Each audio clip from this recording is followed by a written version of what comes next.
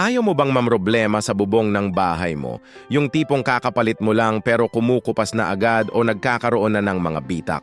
Kung oo, para sa'yo ang video na to.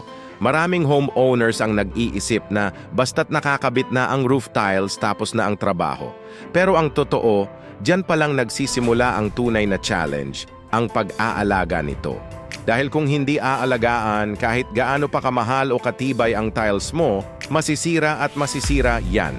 Kaya kung gusto mong tumagal ang ganda at tibay ng bubong mo, stick around dahil ngayon, ibabahagi ko sa inyo ang kumpletong step-by-step guide sa tamang roof tile maintenance. Simulan natin sa pinaka-basic pero pinaka-importante, ang regular na paglilinis. Akala ng iba, okay lang na hayaan ang dumi sa bubong. Pero alam nyo ba na ang mga algae, lumot at naipong dumi ay hindi lang pampapangit ng itsura? Ito ang dahilan kung bakit nagiging marupok at madulas ang tiles mo na pwedeng mauwi sa pagkasira. Kaya, ano ang tamang paraan para linisin ito? Una, gumamit ka ng soft bristle brush o kaya naman ay low pressure washer. Dahan-dahan lang ang pag-scrub o pag-spray para matanggal ang dumi. At ito ang isang malaking paalala.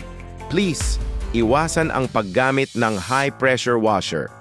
Oo, mabilis siyang makatanggal ng dumi, pero ang lakas ng pressure nito ay pwedeng makabasag o makasira ng alignment ng tiles mo.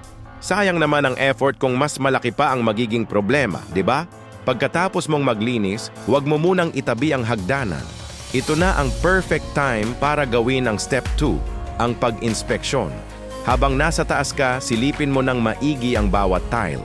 May nakikita ka bang maliliit na bitak o cracks? May mga tiles ba na parang medyo umangat na o maluwag? Kung may napansin ka kahit gaano pa kaliit, ayusin mo na agad. Huwag mo nang hintaying lumaki pa ang sira o umabot sa puntong tumutulo na sa loob ng bahay mo. Tandaan, mas madali at mas mura ang mag-repair ng maliit na damage kaysa magpalit ng buong bubong. Prevention is always better than cure, lalo na pagdating sa bahay natin. Ngayon aangat na tayo sa next level ng protection.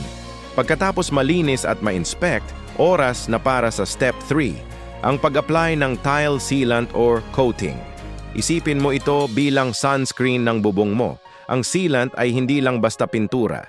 Dapat ang gamitin mo ay isang high-quality, breathable waterproofing sealer. Ano ang ibig sabihin ng breathable? Ibig sabihin, pinipigilan nitong pumasok ang tubig ulan, pero hinahayaan nitong makalabas ang moisture na naiipon sa ilalim para hindi mabulok ang kahoy.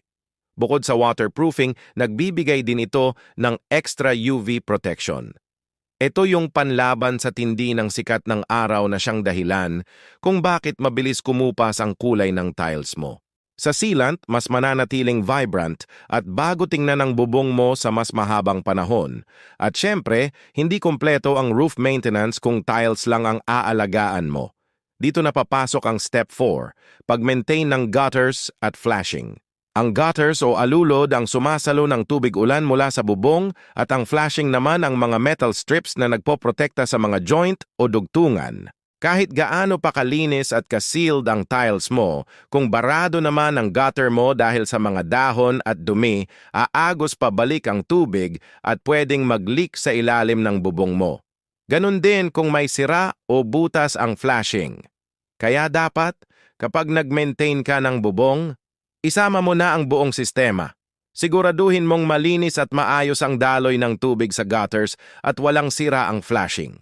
Para sa ilang extra tips, gawin mo ang complete cleaning at sealing process na ito at least once every 2 to 3 years. Depende yan sa tindi ng panahon sa lugar ninyo. At isa pa, huwag na huwag mong titipirin ang kalidad ng sealant na bibilhin mo. Mas mahal man ito ng kaunti, isipin mo na lang na investment yan para sa mas matagal na proteksyon. Mas makakatipid ka in the long run. So, to wrap it up, ang pagkakaroon ng maganda at matibay na roof tiles ay hindi nagtatapos sa installation. Nasa tamang pag-aalaga yan, ang regular na paglilinis, pag-inspeksyon, at pag-apply ng sealant ang sikreto para mapahaba ang buhay ng bubong mo at maprotektahan ang pinakamahalagang investment mo, ang iyong tahanan. Sana marami kayong natutunan sa video natin ngayon. Kung nakatulong ito sa inyo, please give this video a thumbs up at huwag kalimutang mag-subscribe at i-click ang notification bell. Sa susunod nating episode, isang exciting na topic ang pag-uusapan natin, ang roof skylights. Aalamin natin ang mga pros, cons at smart installation tips. Kaya abangan nyo yan. Maraming salamat sa panonood at see you in the next video.